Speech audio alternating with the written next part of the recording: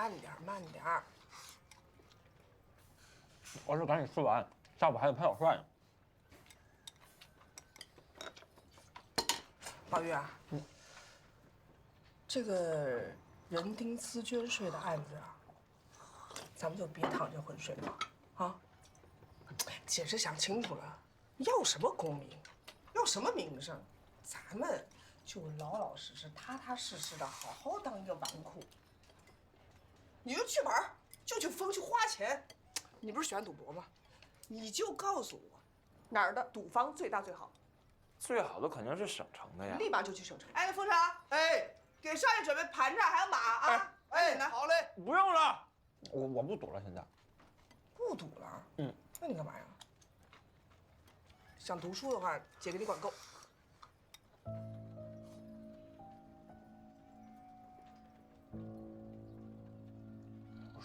我想起他的名字了，叫《私捐全书》。那本书是你父亲所著，老朽恰好看过。对呀。让开，让开，让开，叫！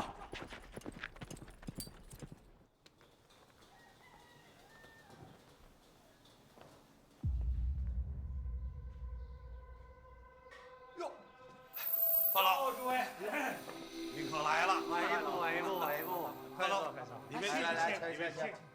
坐。饭老来迟，可得罚酒3杯。哎，岂敢！这酒我替范老喝啊，我喝。这杯酒我先敬诸位。来，失职。范世伯。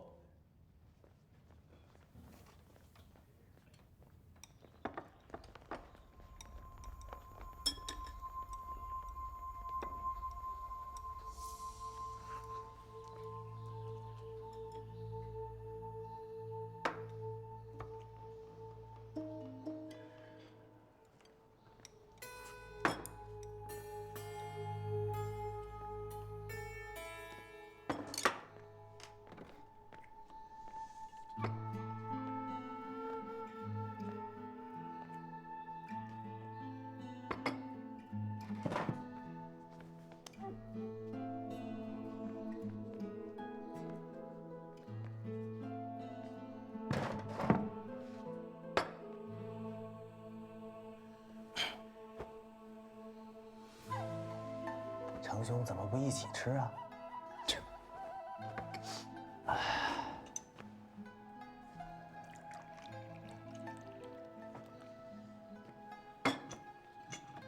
听说你如今是个官夫，芸娘去世几年了？7年。也是个命薄的人呐。此间事了，你告诉我他埋骨何处，我也去拜祭一下，说说当年情分。我说的是朋友情分，你想哪儿去了？虽说他当年有眼无珠选了你，那可我一点儿都不记恨他。你记恨？你好意思？要记恨也该是我们吧？想当初要不是你爹在科场使出了下作手段，如今你我的位置，怕是要对调一下。程仁清，我好意来敬你的酒，你为何还口出妄言，诋毁我爹与我？整个书院都心知肚明，你又何必在这惺惺作态呢？芸娘当初就是看清楚了你们马家的这点诡异心思，才选了我。你是个做壮师的，难道不知道讲话要有证据？别说我是谦氏，就算是白山百姓，也不能凭空误认清白。再者说，你这些年名声在外，一个收多少银钱还多少公道的宋棍，也好意思说别人鬼于心思？芸娘要知道自己嫁的是这么个没出息的家伙，还不如来我家做妾。过谦了啊！程兄啊，坐下。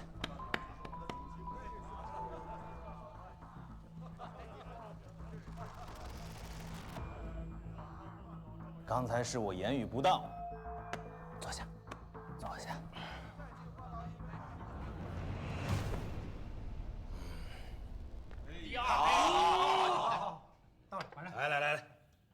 第3杯酒，咱们一起喝。好，来，好，尽管了。来，实在好。来，难得有饭好在，多喝一杯。不知道程兄你读过佛经没有啊？这佛经里说，人死了以后，有的投胎成人，有的投胎成了畜生，从此殊途。像我说呀，这人活着的时候也是一样，每过一道坎儿，无异于一次投胎。你什么意思？必须得承认，你当年确实比我有才华。德多，卖相也好，芸娘选你情有可原。可自从那次科场之后，你我际遇分野，差不多就是投胎的差别。我转世成人，而你却成了畜生。你呀，你既然成了畜生，就要认作畜生的命。一只狗要是有了人的风骨，这吃屎的时候得多难受啊！马文才想清楚，“功名利禄”4个字，功名你已经没了。杯子若砸过来，恐怕你利禄也成泡影。芸娘早死，想想你自己还剩下什么？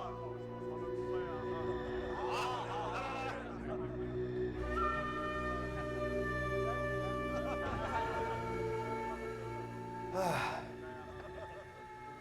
下午还要靠程兄你冲锋陷阵。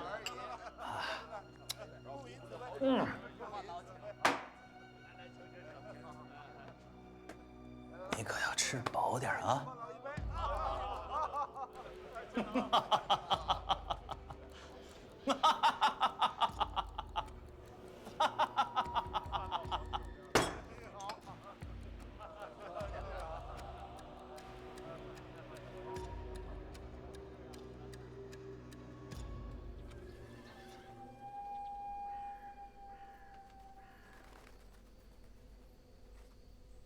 黄知府，因赋予白册数量较大，本县提供的是礼义级的薄册。兰溪县的赋役白册，我的人也只来得及抄到礼义级。无妨，扶摇一向来是以礼为单位的，一礼是110户，知道这些对我来说已经足够了。那就好，帅家模，开始吧。人丁丝绢税，原是成化9年监府协饷，共6000匹，由8县均摊。到了成化16年，改为了人丁丝绢税，由仁华县独担。要证明这两者的关联，原本很简单，只要找出成化年间除仁华之外其他7县的税赋账册，再调查其中的增减，便可一目了然。哎呀，这些大家都知道，账册都烧光了，你非要拿来这些赋役白册添什么乱？嘉靖10年之前，奉兴的本色税是要调用徭役，由百姓自行运输。也就是说，从这赋役白册中也可以看到税赋的多寡。帅家模，本府提醒你，在座的诸位可并不都像你一样精通算学，我觉得你有必要详细解释一下，以免有些人听不懂又来啰嗦。好，那我举个例子，就好比仁华县今年所交夏粮未知数，但通过赋役白册可以查知。方知县今年调用了1000名民夫用于运输，那么已知每2名民夫可运粮5担。仁华县今年所交的夏粮一共是2500担。啊，这样啊，解释起来就容易懂多了。王知府，重点不在于算法，而在于此人的动机。程仁清，你一个小小的讼师，谁允许你在这说话的？下去！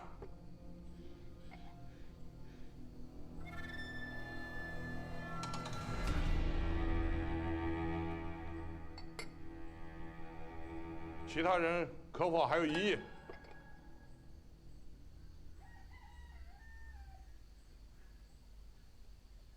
如果大家没有异议，甚好。帅家模，开始算吧。驾！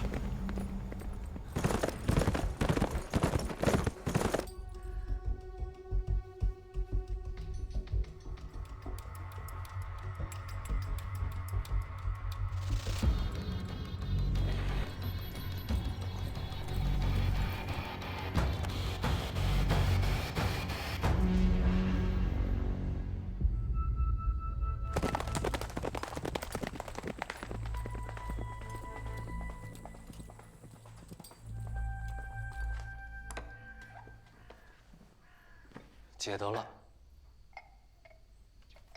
直接说结果。成化9年，晋安府协饷6000匹丝绢，折银3530两，由8县均摊。可从成化12年开始，每一年分担的比例都在变化。什么意思？这是一笔非常巧妙的账目操作。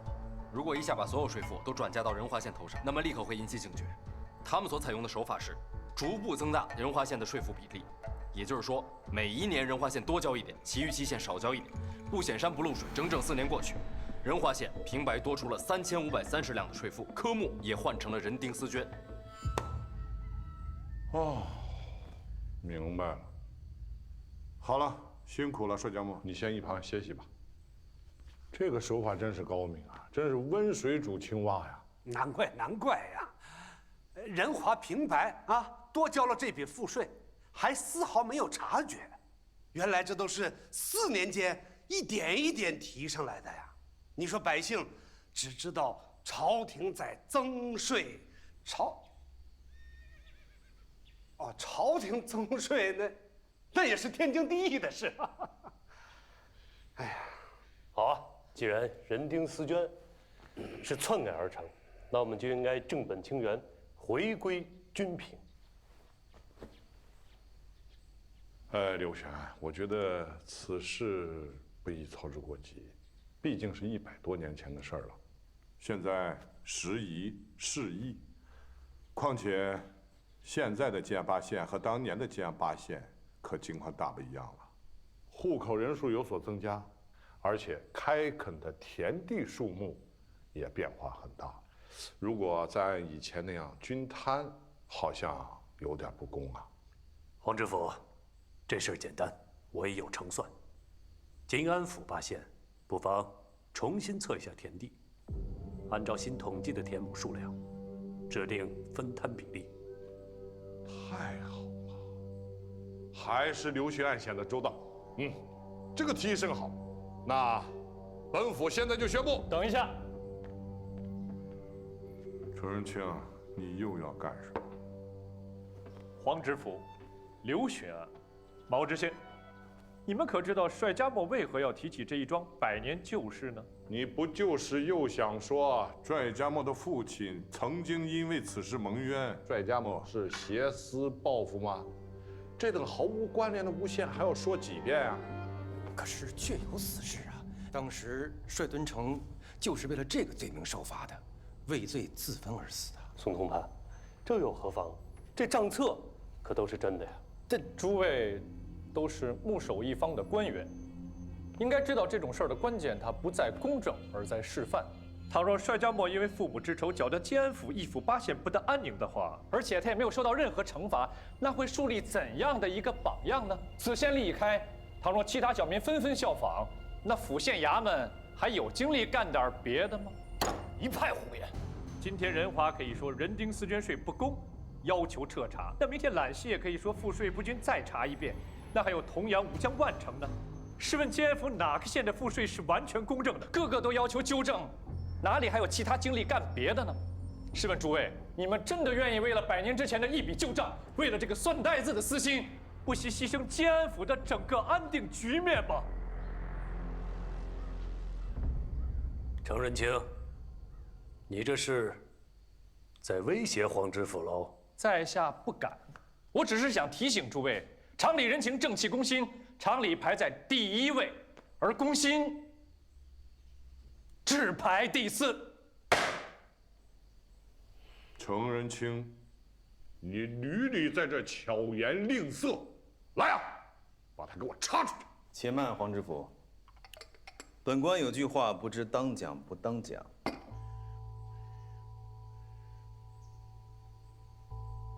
马佥事，此乃民政事务，尊驾在旁边旁听即可，难道还要发表一番议论不可？民政，我看不尽然吧。我刚才听帅家墨说，这个人丁丝绢税的源头乃是被窝的协饷，对吧？不错。我们金渠兵备道是嘉靖45年设立的，职能嘛也有被窝这一条。金安、衢州等地至今仍在协饷，既然人丁思娟是协想所化，那兵备道自然也可以发表意见。军政干预民政，此乃朝廷大忌。马千世这么做，就不怕被弹劾吗？刘巡案，你既然叫我马千世，可知这“千世”二字的前面是什么？奉行提刑按察使司。不错，我虽分管京局兵备道，但仍是按察使司的编制，所以问理刑名、禁阁监闭也是分内之事。你自己也是巡案，这点道理难道还不懂吗？那好啊，不过有话说在前面，你想说就说，至于是否被采纳，那还是皇知府的意思。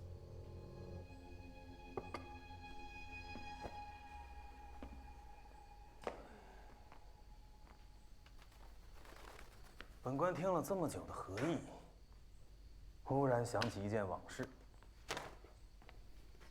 大秦末年，群雄风起，这其中最厉害的一个，便是西楚霸王项羽。最不起眼的是一个泥腿子刘邦。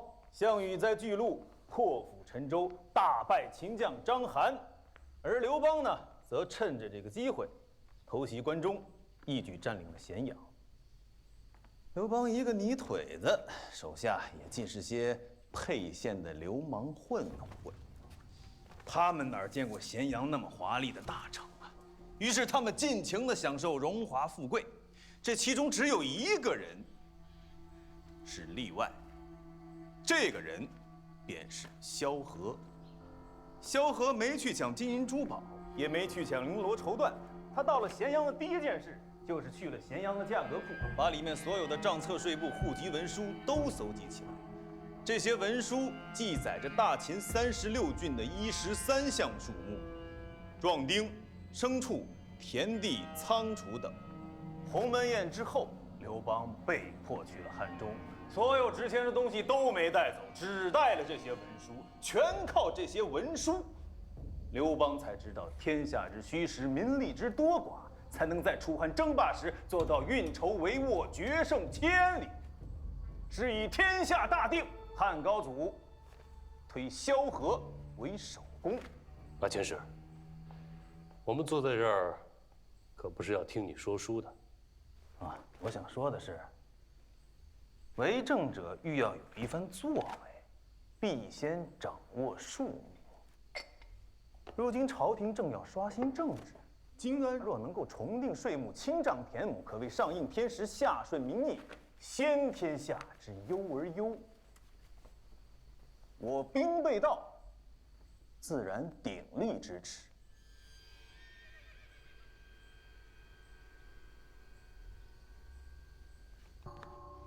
马千世说完了。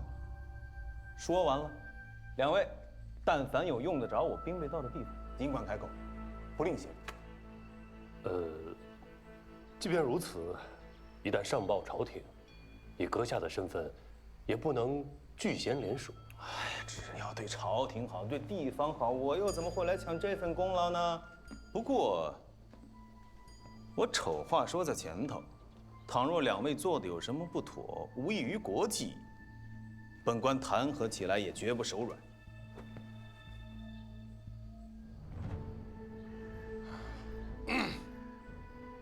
那你们两县还有什么看法？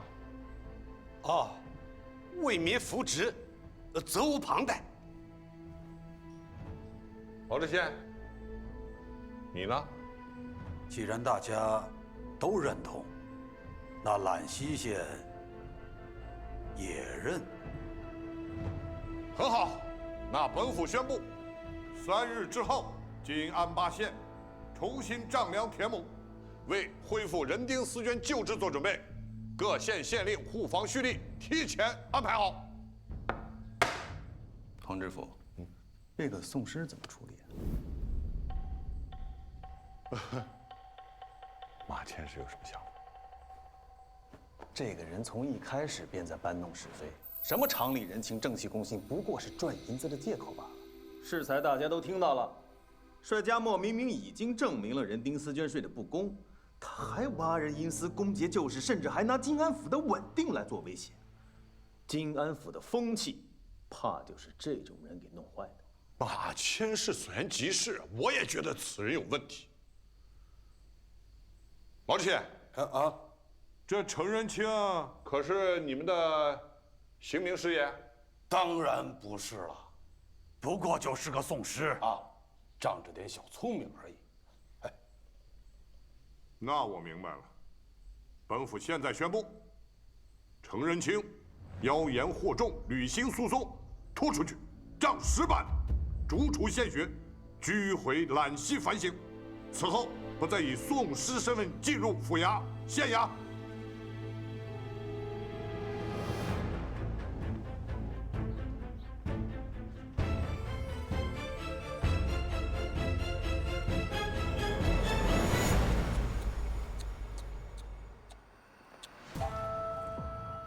你跟范老中午早就商量好了，却还要我跳出来反对。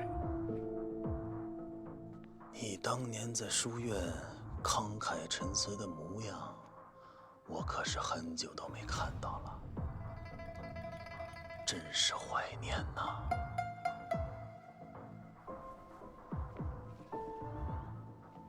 实话告诉你，当年那次科场，我爹使的手段本来只是让我抢去你的头名，是我让人在你的夹带里塞入小抄，故意被考官发现，这样你连卷土重来的机会都没有。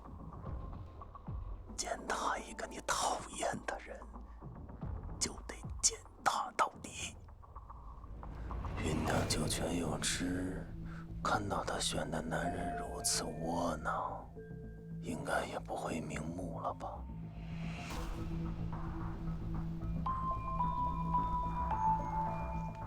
多打2下。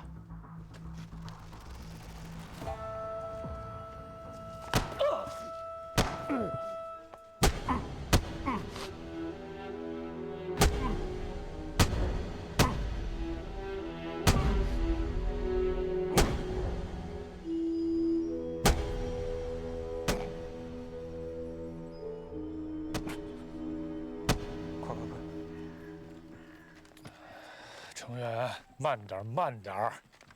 刚打完板子，这么颠疼。程先生，兰溪架壳库的老吏死了。死了？刚才我听到消息，那老吏在监牢里悬梁自尽，还留下了一封遗书，说架壳库的火灾其实是他误烧的，因为惧怕责任，所以才推卸给了帅峰2人。这听着合理多了。这纵火的案子算是了结干净了，没隐患了。至于是不是自尽，没人在乎。先生觉得不是？我怎么了？这么快到了？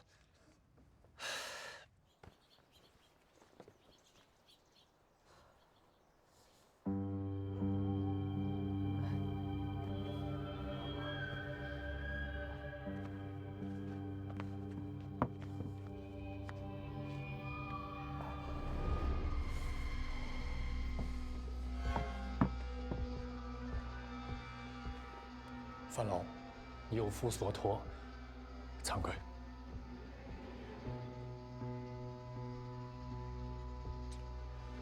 程壮士，你在仁华县有一个姘头叫封碧玉，对不对？我跟封家姑娘是清清白白，请你不要凭空的污她名节。我可是听说前一阵子你来仁华县，还特意去找了封碧玉。要是没有私情，你没事找她做什么？封家铺子远近闻名，我怎么就去不得呢？可是当天晚上，封碧玉就去找了方茂贞，随后方茂贞便莫名其妙地把牌票行去了金安府，才惹出后头这么多麻烦来。最要紧的是你在兰溪架壳库大火中亲自救出了帅峰2人，你说对不对？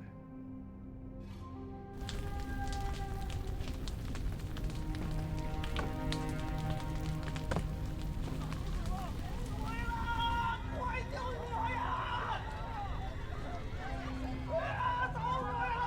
先生，来人了，快走吧。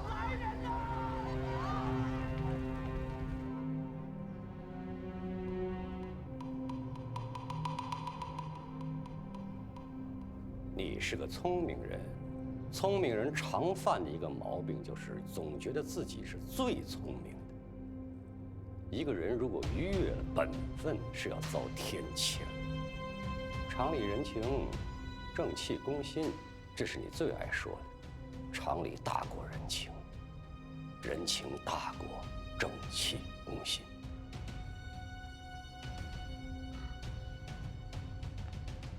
可惜。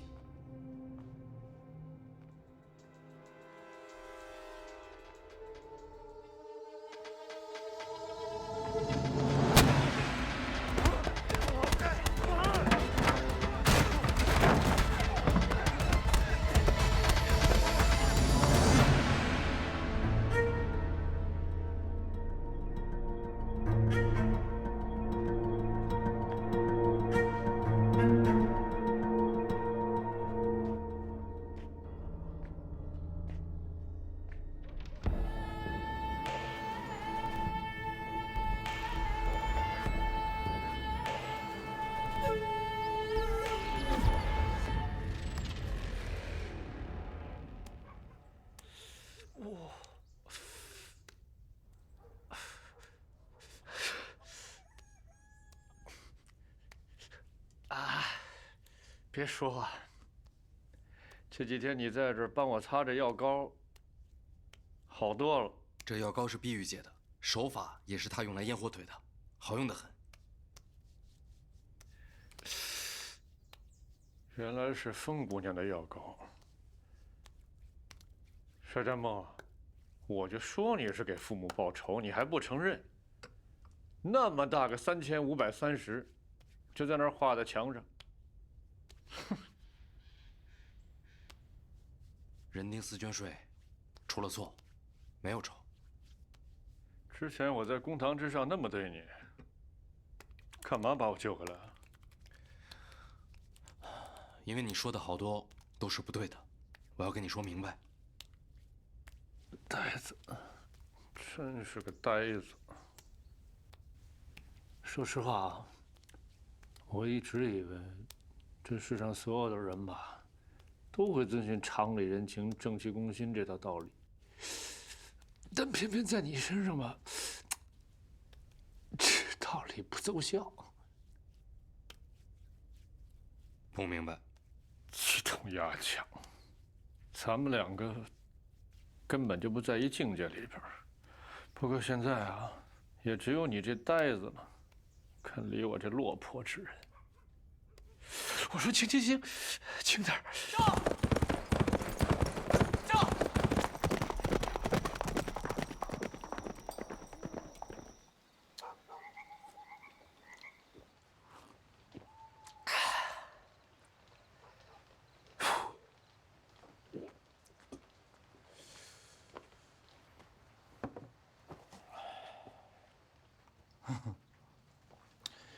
今晚这是怎么了？这么大阵仗啊！我爹曾经教过我一门丈天之术，叫做推步聚顶之术。小时候教过我口诀的，可惜我想不起来了。我爹是军户，从小我便被教导励精图治。为了磨练我的意志，我从小就练武。也因为我爹的严苛呢，我满腔热血，意志坚定地进入了书院，整天在书院里边嚷嚷着为往圣继绝学，为万世开太平，匡济天下，扫清时弊。这推步聚顶之术，关键之处在于经纬交叉，标记远处。也是在那个时候，我认识了书院院长的女儿芸娘，我跟她两情相悦。先牵经纬，再点远处。跟芸娘成婚之后，我跟她的日子虽然过得清贫，但是那段时光真美。余娘为了我外出方便，花了她所有的积蓄给我买了一匹马，起名云朵。我本来打算第2年参加大比，在科场夺魁之后，让余娘过上风光日子。可没料到这个马文才从中作梗，天行曲顶，再算推步。好在有余娘在我身边不离不弃。可天有不测风云，余娘她突然患了重疾，家里所有的积蓄都花光。后来有一次，同窗让我代写一份状纸，实在没钱给余娘买药了，我便勉为其难的应了。这酬劳是真的丰厚啊！可老天无眼，余娘的病积重难返，还是没撑过来。阴阴白云浮在天，脚跟地旁无莲。时来不到，难为雨，只以无心。最可怜。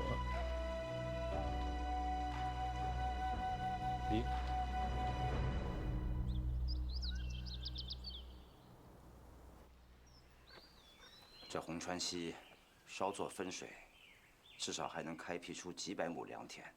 就是不知要花多少银子。是啊，摊派下去，百姓又是一笔负担。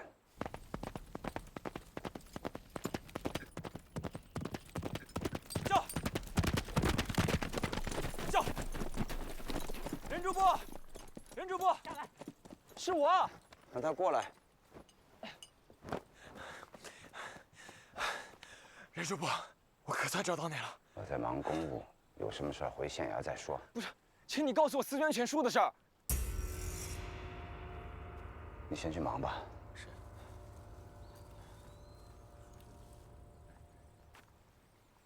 这人丁思娟的事儿，我与你们是敌非友，自有立场。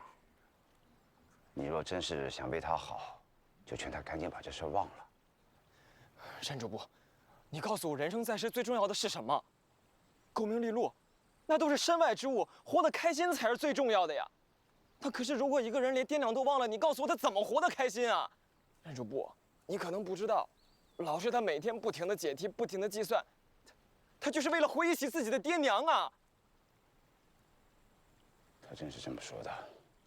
他从来没跟我说过这些，可是我看得出来，老帅他7岁便没了爹娘，他很想念他们，他非常非常的想念。倘若留下来点东西，他还能够睹物思人。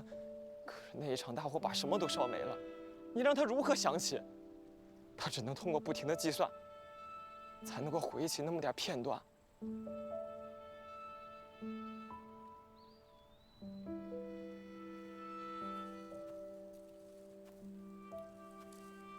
确实如此啊。你果然知道？只是听说而已。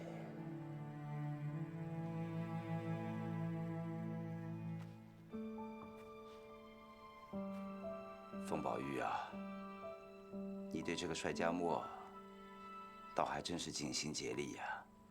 因为老帅是我可以生死相托的好兄弟啊。吉安府急报！吉安府急报！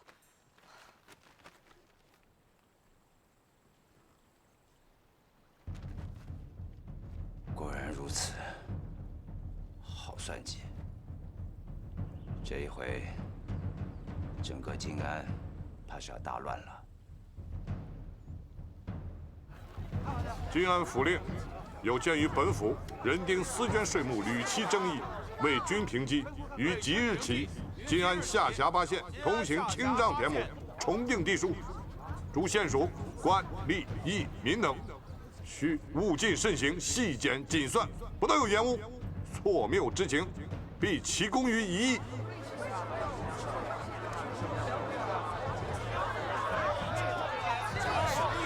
这什么意思？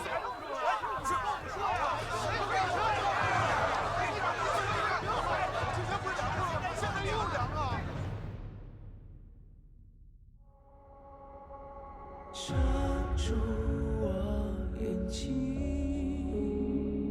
却如自己无意识心，赋予你生命，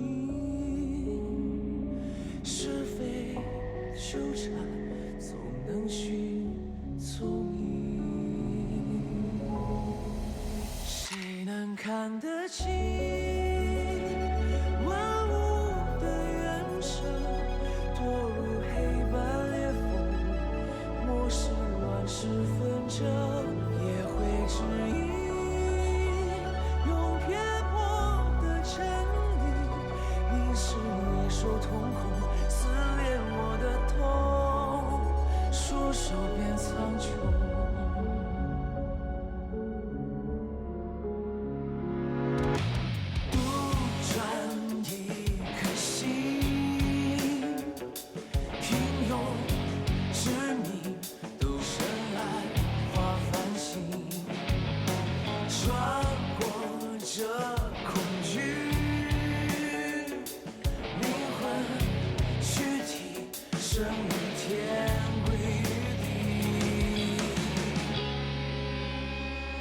就像这位传奇，我被传记，就算死有换季，无声息的团体的河，就算10年500个泛黄的报表黄色，又会变到那天也许又被转移了，可以体谅，习惯活在先辈镜下，狂日之下还无限体谅，运气并驾，64年反复不下60次，新人愿旧日死，死人卷卷谁能看得清？